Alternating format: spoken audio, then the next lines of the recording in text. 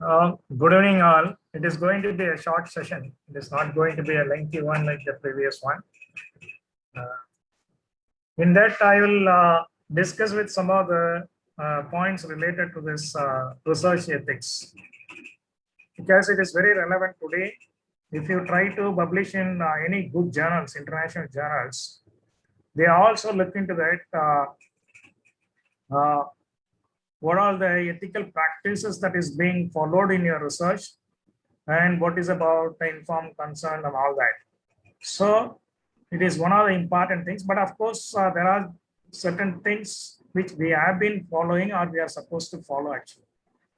So we will discuss a few points briefly, not in detail actually. First, I thought I will quote from Booth in his book in page number 274. He states that ethical researchers, he defined who are all the ethical researchers. He says ethical researchers do not plagiarize or claim credit for the result of others. Do not misreport sources, invent data, or fake results. Misreport sources, that means we don't cite the sources from which we take the information properly. Invent data. Sometimes without doing proper study, we actually invent some data.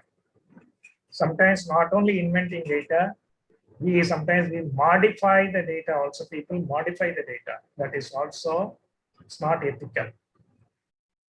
And it is also reported people fake results also.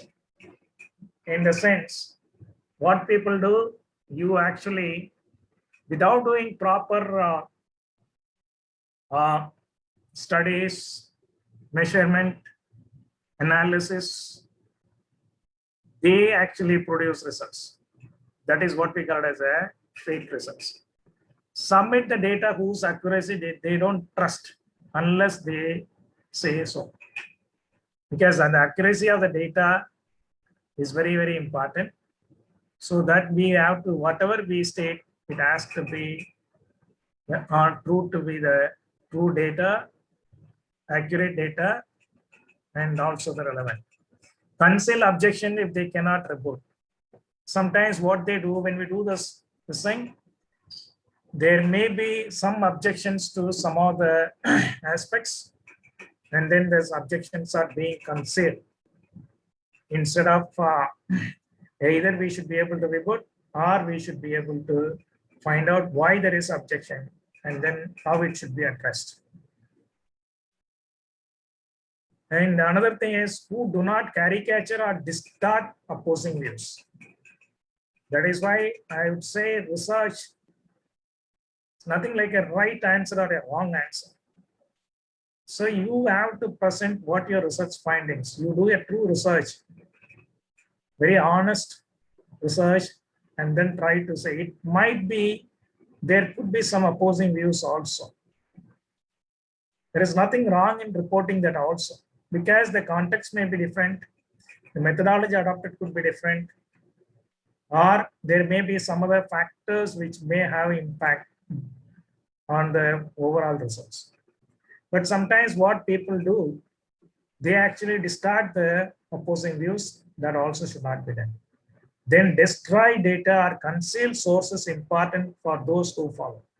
There are certain type of research where people could use the data what you collect, or so the data should be available for anyone who wants to work on the data what you have collected. So they say when, so that is where actually Booth said ethical researchers do not plagiarize or claim credit for the result of others. Do not misreport sources, invent data, or fake results. Do not submit data whose accuracy they don't trust unless they say so. Do not conceal objection that they cannot report. Do not caricature or distort opposing views. Do not destroy data or conceal sources important for those who follow. But most of our research in the architecture and the light fields, we deal with the people.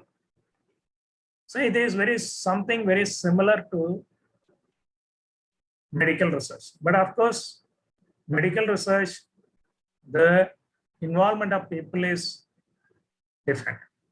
But again, here what we do, we actually, many of the research, more are social science researchers, we use the people as a participants, and then they are the subjects from whom we actually do the survey, and then are through a questionnaire or the interviews and all that. So that way, if you see the research, most of the research, what we do, many times, whether we interview the people or we collect information through a questionnaire survey, or we do either obtrusive or unobtrusive observation of their behavior. So that way, we actually take people as subjects and then work on the research. So most of the research process, it interferes with the respondents or the participants' life as well as work. That means whether it is a small time or they spend hours together, doesn't matter. But we try to interfere with their life as well as work. So what is being said is we have to minimize the disruptions. Wherever you do, for example, even when you do the survey in the class, we actually try to disturb the activities for some time because people need to answer your questionnaire. It may take 10 to 15 minutes, or it may take, the same subjects are used in different studies or in different contexts. Then actually what happens, they have to spend considerable time in each other place. They're also there. So that is where actually it has to be minimum. But if you see the respondents, most of the time they cooperate with the researchers. By and large, people actually, they cooperate with the researcher. But of course, the researcher also expected to do something.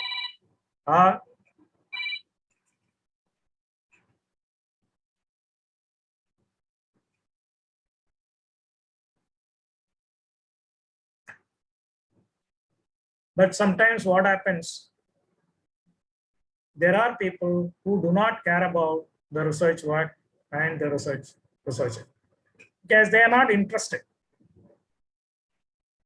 That means if they are not interested, we should not force them to participate in that. But even for people to cooperate in the research, we are required to say give the information, get their consent, and then make them participate. But among the respondents also, there are certain vulnerable people. Vulnerability due to age. For example, age population. We may have to treat them appropriately, differently, and then get the information. Social status, position of powerlessness. So because each people, there are certain vulnerable section of the people, and then we should not have kind of a treatment where people feel that is they are being alienated or they should not feel different. But of course, there are certain things, if it is aged people, we should have a kind of appropriate behavior for that age, and then we should help them to respond to our questions. On the other side, if you take a very young participants like children, when we do any studies with the children, we should always make sure a parent or guardian is present. It means any young children, if you want to survey, if it is in a classroom, maybe with the presence of a teacher, or if it is at home or in a different place like parks of playgrounds, we may have to make sure that a parent or a guardian is present when you do the survey. Similarly, when you do a household survey also, because you may have not only young participants.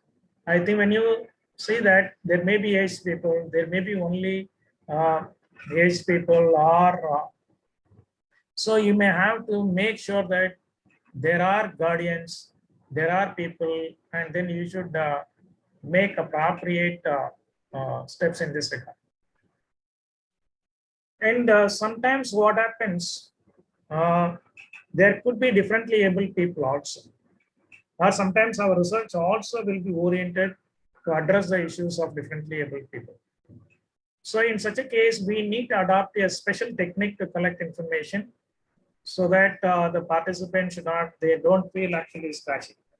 So that means that if for the differently able people, we may have to work out a separate technique. And another thing is about rewarding.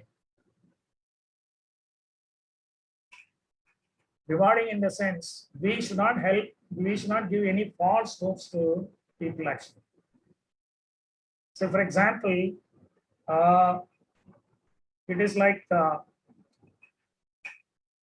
sometimes the participants are being given some form of gift, or they are also paid, and then but there are some issues in that also, but we will come to that later. But rewarding, we should not give any false hopes to people. Even rewarding in the sense, when you go for a survey, people may ask, what is that they are going to get out of this by participating in that?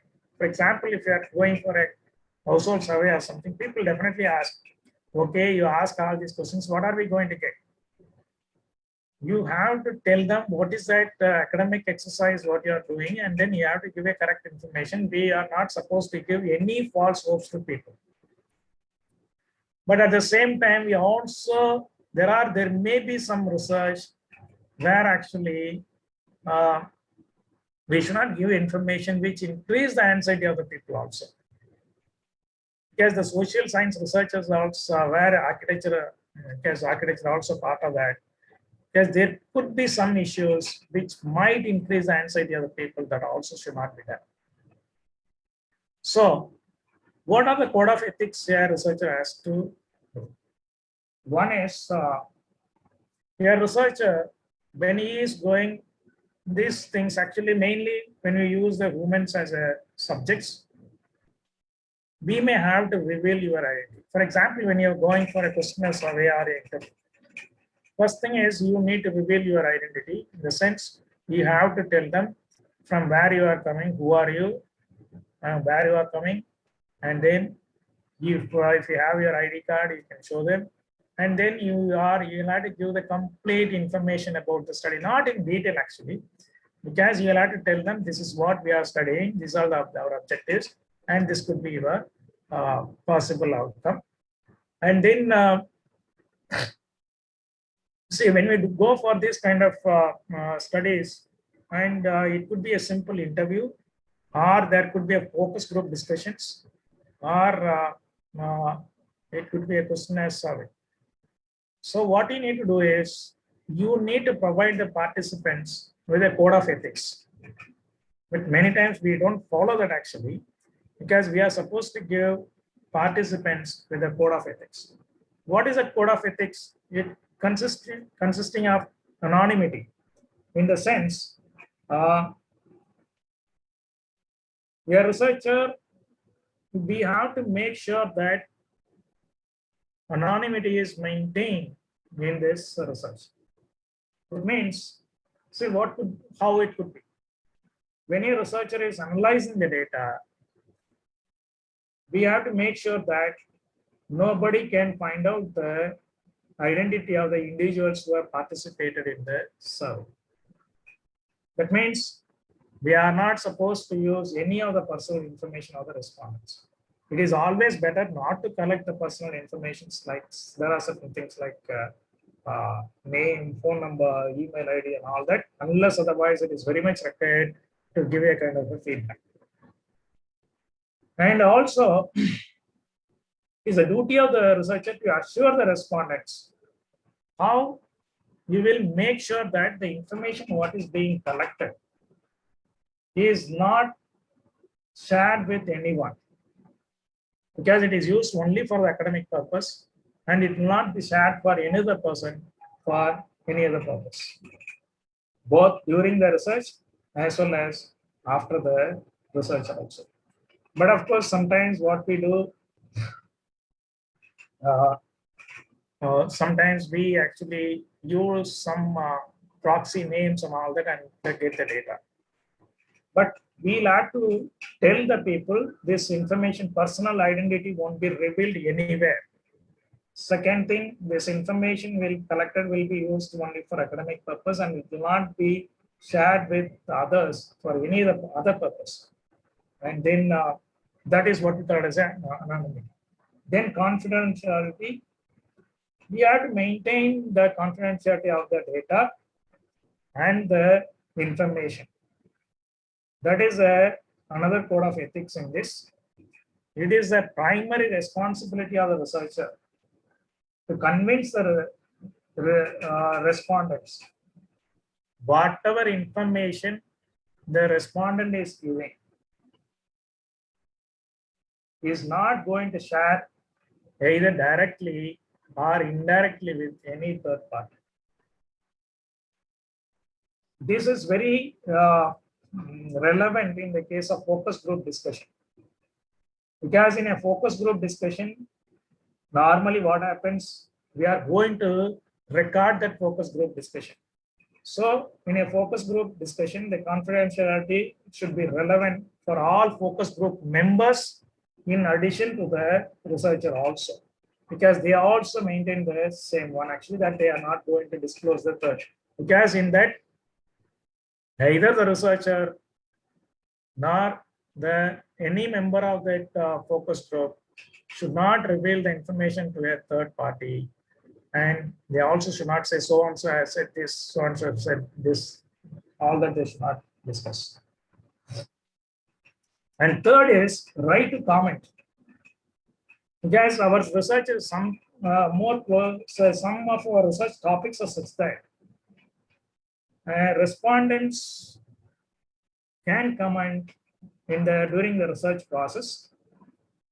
And if someone is willing to give their willing to respond or comment on some of the research process or whatever is being done actually, and we actually allow them to comment, and if their comment is valuable comment, then we are okay to make necessary changes, or we may have to inform them how their comment is not relevant to this.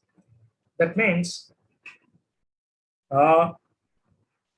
again, there are things.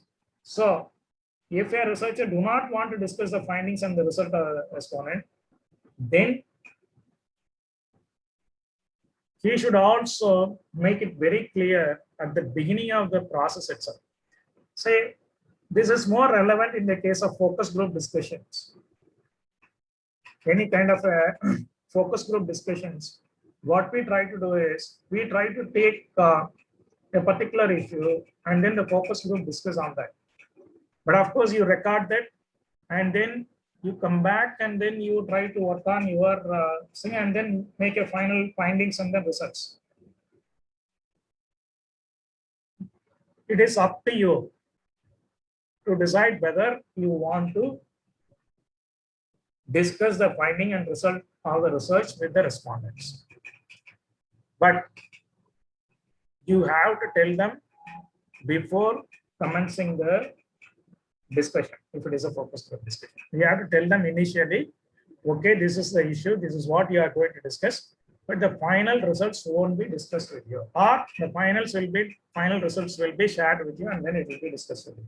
That has to be told in the beginning itself. But when the final results are being discussed, and if people come with some comments, then actually we may have to take the suggestions and then make the second. That also need to be told to them. Then another thing is the final report. The final report has to be written without any bias by the researcher. We have to tell them whether they will be getting a copy of the report, or will it be available online, or if it is available online, from where it can be disclosed, or if you are not sharing, you can also tell them that final report is for academic purpose, that we are not going to share. This is a kind of a code of ethics. The information to be passed on to the participants of a questionnaire survey or a focus group discussions before you commence the work. So once that information is passed, then we actually take the informed consent. In the sense, we inform them about the project, and then now we have to, before we commence a survey or commence the investigation, we actually take the consent from the people. But of course, the choice is, it is up to the people. Either they can participate, or they can also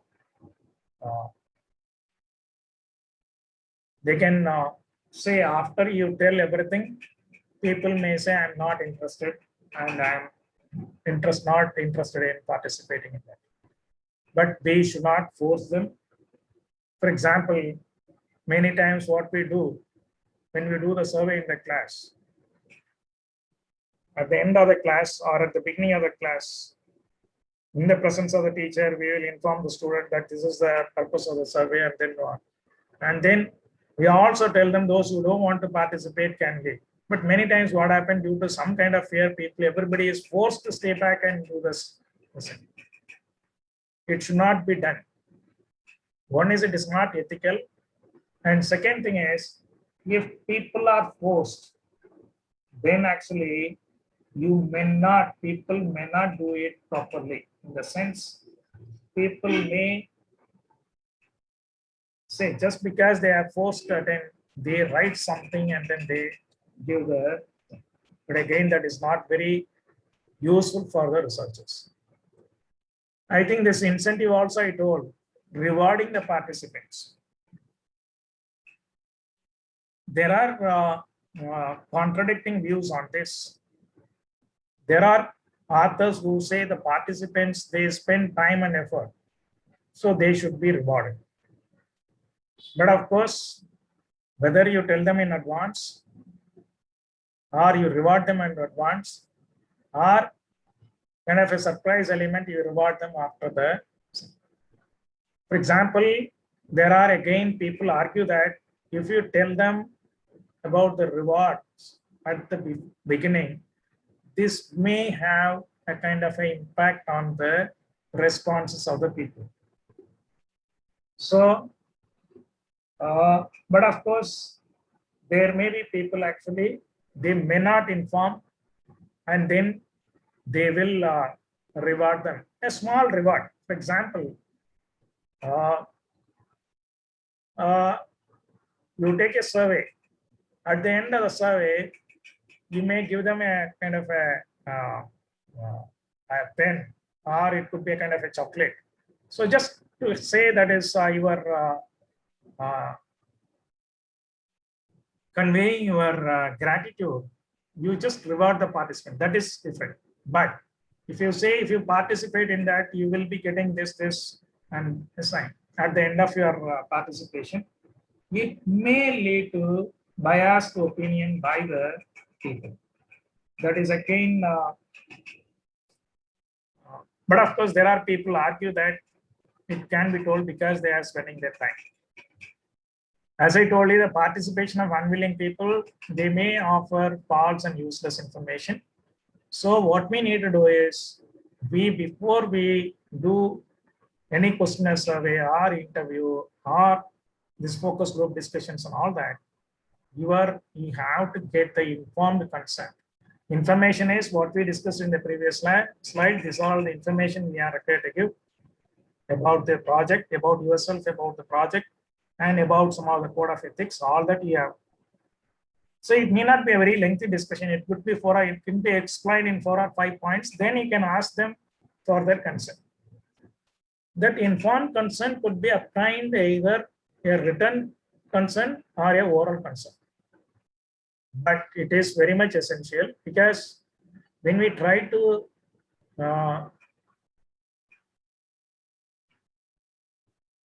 send papers for some of the journals where people have been interviewed or people focus group discussions are held, even the journal people, they ask the details about the informed consent.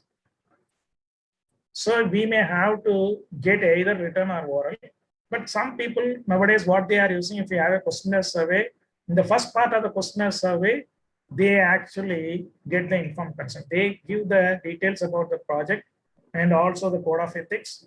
And then they say participate, yes or no. And then if it is no, people, they don't even sign and then they leave. If they sign and then they may participate. So that is either it could be a separate form or it could be part of your questionnaire. Or it could be a oral consent also. You explain to them and get a oral consent. Because everywhere it is not possible for you to get a written consent. For example, I have done my survey in bus stops. So bus stop, the average waiting time of people is about 5 minutes. So I cannot spend 1 or 2 minutes in that for getting that return message. So we are going like that in many places. We actually go for oral consent also. Oral consent, maybe either you can record or you just note down. Okay, I have noted. Or on the questionnaire form itself, you can note down actually oral consent is there. And then you should allow the people to withdraw from the process at any stage.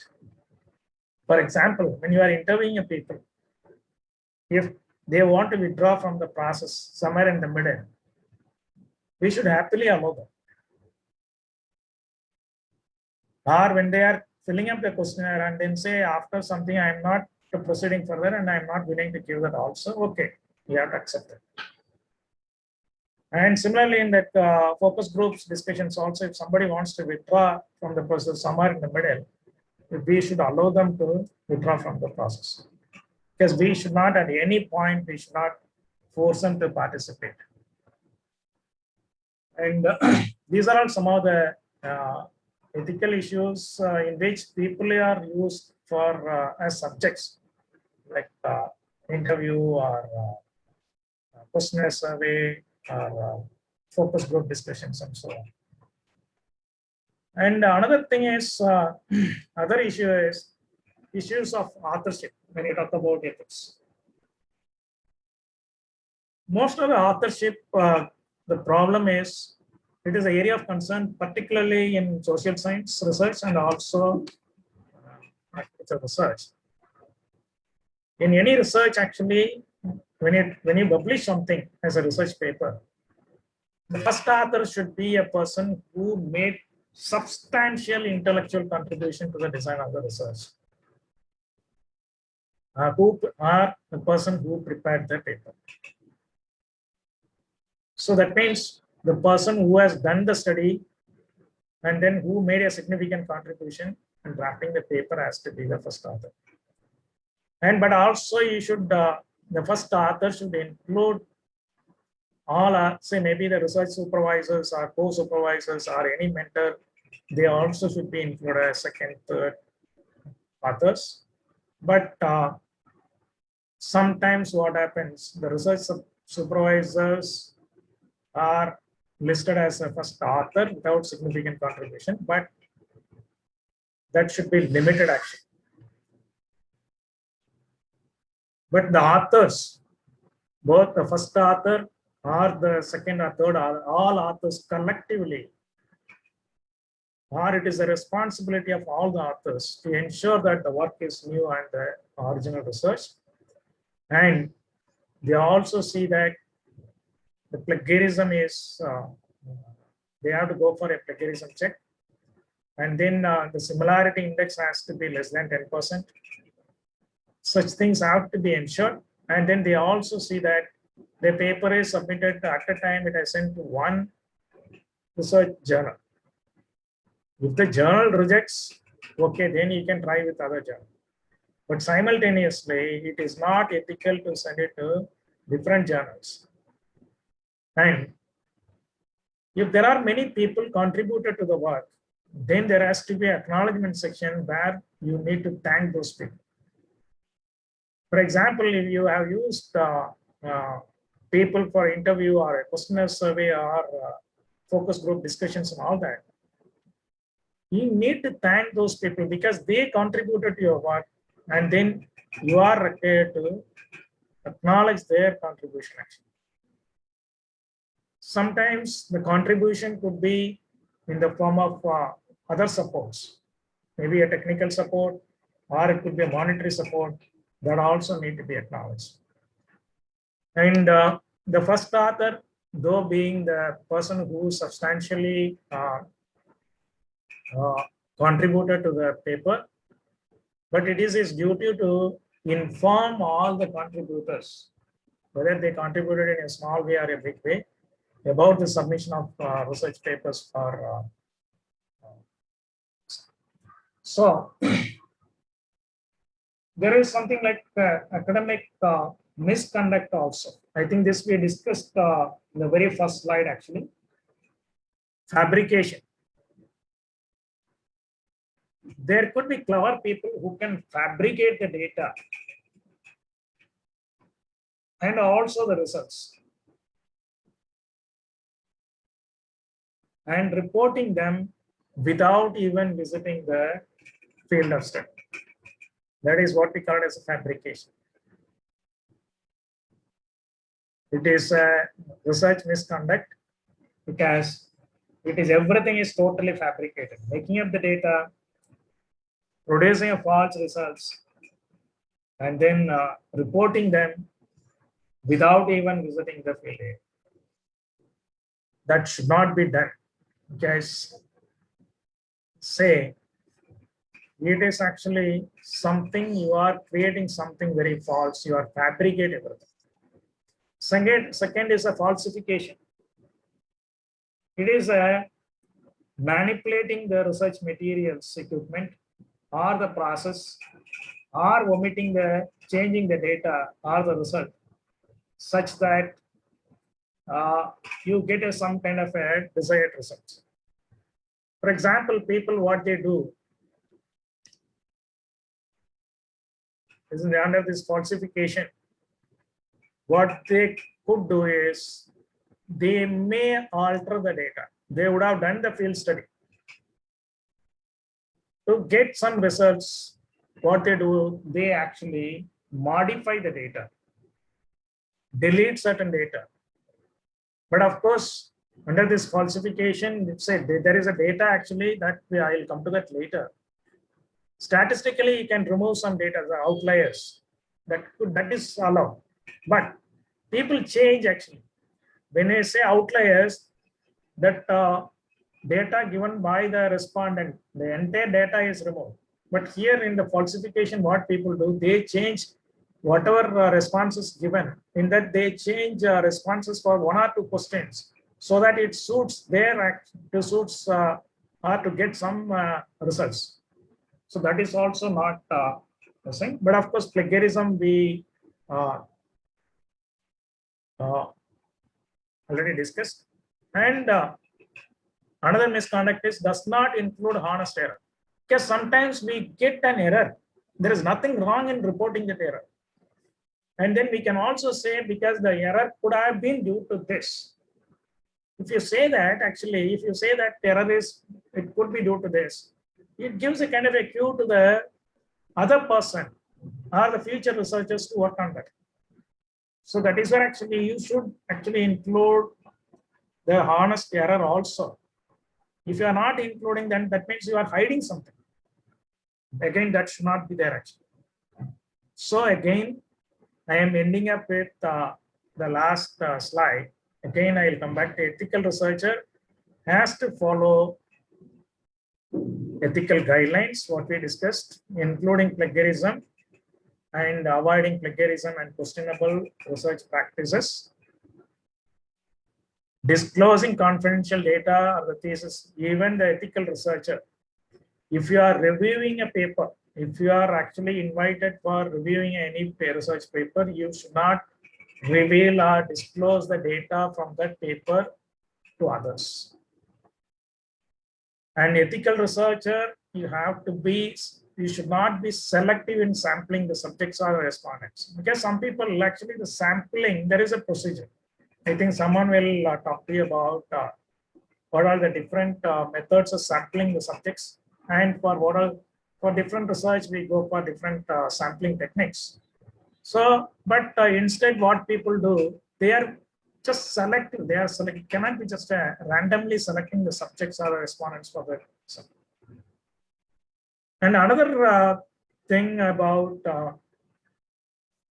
ethical issue is when we prepare the data collection instrument. For example, when you are framing a questionnaire, you should not prepare a questionnaire deliberately by asking some questions which actually lead to a particular answer. That means you give a cue, the question itself is framed such a way, you get some answer actually. It is a deliberate bias in the data collection instrument.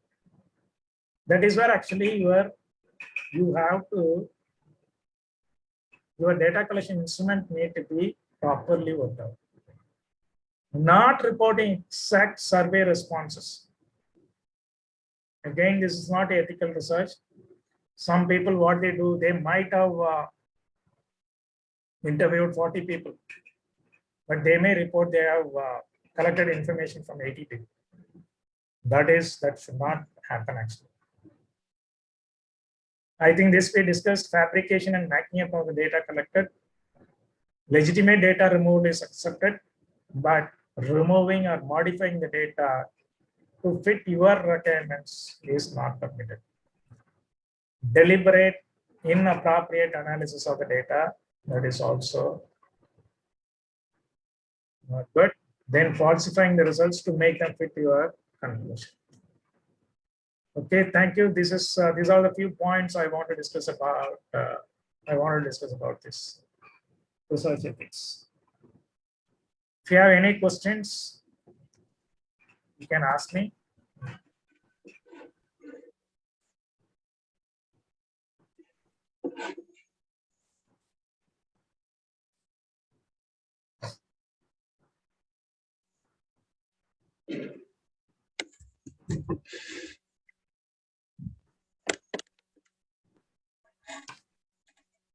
Participants, the floor is now open for questions.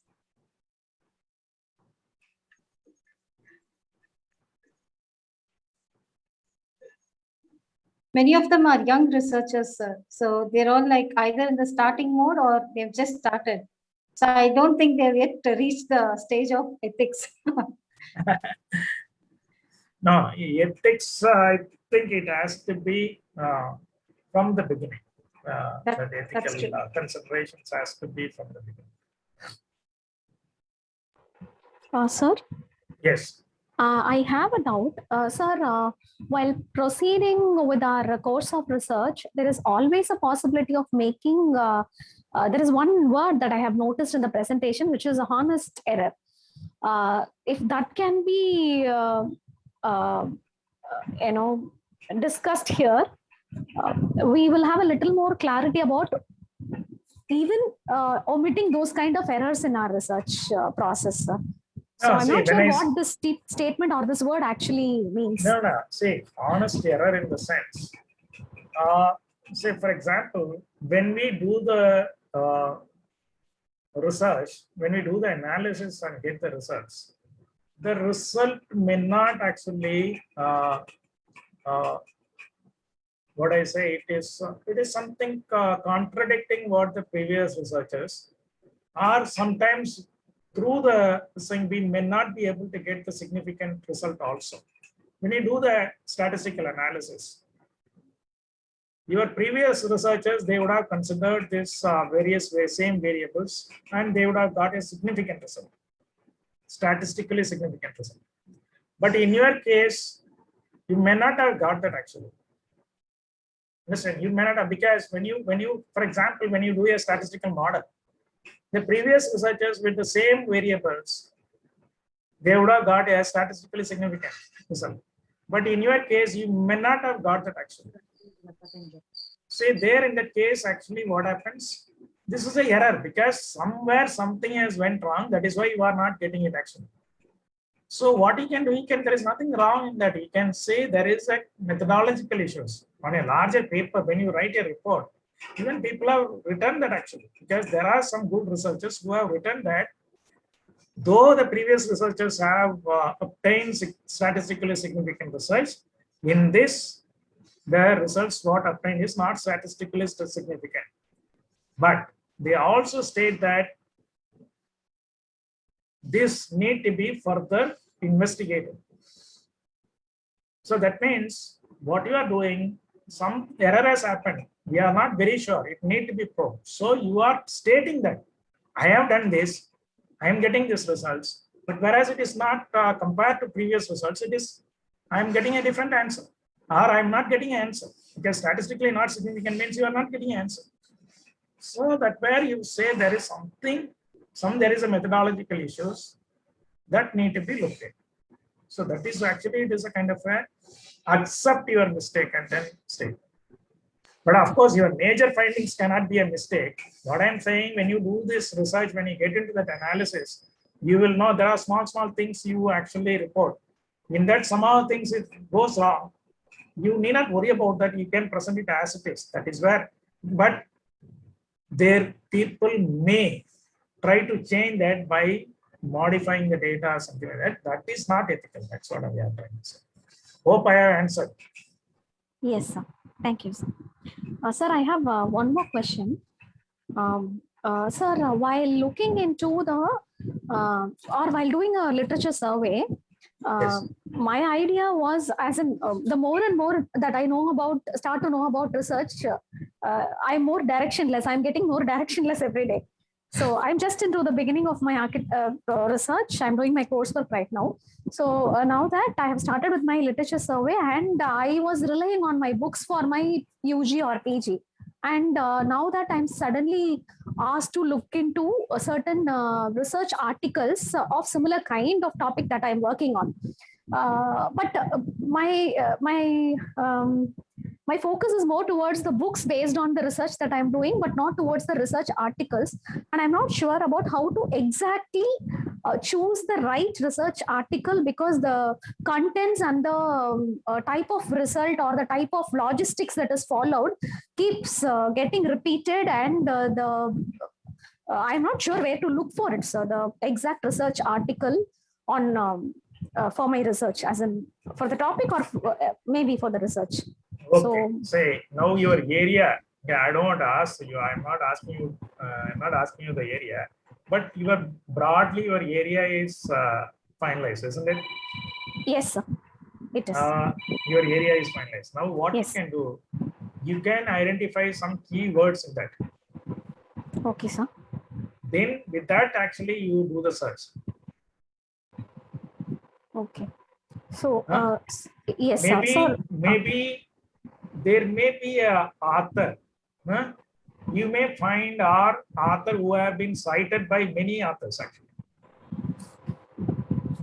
Many other authors. That means that he is a pioneer in that field of research, actually. So maybe what he can do, that author actually, you can search through author search also. You can do. Maybe once you have a few papers, then you can do that forward and backward search, and then you can collect more and more papers. That is how you have to go. Maybe I don't advise you to read the books at present. Maybe if you read few papers, and in that paper some books have been cited, and you start reading those books also. Okay. That is, and answering to your first question, you said that you started your research and then you are a little bit weak and all that. It's good, because that means your mind is, you are not, what do you call, your thinking is, now it is open. Now you can look for a lot of information, you can read a lot, and then you can narrow down from a broad to narrowing your research. This is good actually. There is, you need not worry that you are little, what do you say, because many times even my research scholars, they come and ask, sir, after doing so much of literature, now everything looks, I'm a bit confused and all that. I say now it is good. Now at least you look into that. When you get that stage, now again you look into that literature more critical. Why I'm saying, you look into the art science because you are a little bit now open to ideas. You are looking for that, and then you will be analyzing the literature, reviewing the literature critically. That is why I'm saying. Thank you, sir. Thanks for the encouragement, sir. Thank you, sir. Sir, I just wanted to inform Ms. Manimeghale that the session after yours, the workshop for today, is on how to do an effective literature search. So I will be showing you some databases in that.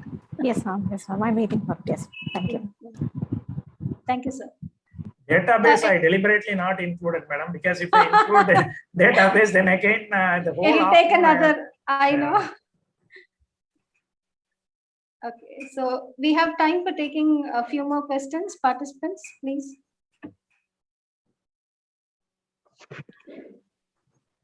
Good afternoon, ma'am and sir. This is Ruchi here. I don't really have a question. I just had a general observation to make, and if I can just get your thoughts on that, either sir or ma'am, whoever would want to answer this. These days, there are lots of national seminars and conferences which are being organized by departments of architecture and universities, right? But my observation has been that the kind of quality paper that we had been talking about, right? Most of the time, and I may be wrong, okay, but what I have seen is that most of the time these conferences and the proceedings which they publish, I don't see any research happening over there. Or I wouldn't say that they are research articles or papers. They are just, some cut paste. They all have a structure. They have aims, objective, methodology also, and conclusions. But I don't see them as good quality research papers. The ones which you would perhaps find in an international journal. Okay, so I'm just thinking out loud. So it's just that. But my question is, if you can, just point us towards some Indian publications, good Indian journals, where we can find quality papers from our fellow researchers, Indian researchers. Are there any such publications in existence, Indian publications? If there is, then we would like to have some knowledge about that. Thank you. To respond, you are saying, I won't say all conferences are like that. There are some good conferences also where people do peer review and then select the papers. But some of the international conferences, there are some like EDRA or IAFS, even urban morphology that group.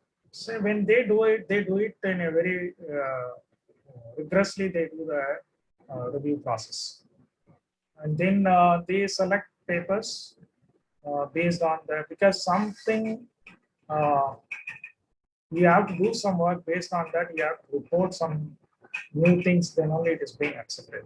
Even some of the national conferences are also, because as my experiences, there are few conferences in which the peer review process was taken. But there may be, because anywhere, everywhere, even some of the international conferences are also like that. And it could be, there could be some national conferences. That is where I said in the beginning in my lecture itself, you have to look for the proceedings of the conferences, in which the selection of papers are through peer review process. And that is that I think you may have to look into some other proceedings. Actually. Even another thing is, there are Indian journals where There are certain interdisciplinary journals where our architects or planners can publish. There are some good journals which find a place in SCI or Scopus also. And then the papers they accept after proper peer review process. But I don't right now. I don't have the list of those journals. But there are journals, but not direct. I don't know about. There are journals, but most of the journals are interdisciplinary journals where architects can publish. It is it is listed in Scopus or it is SCI or Emerging Science Index and all that. It is being listed. There are journals and there are good conferences also.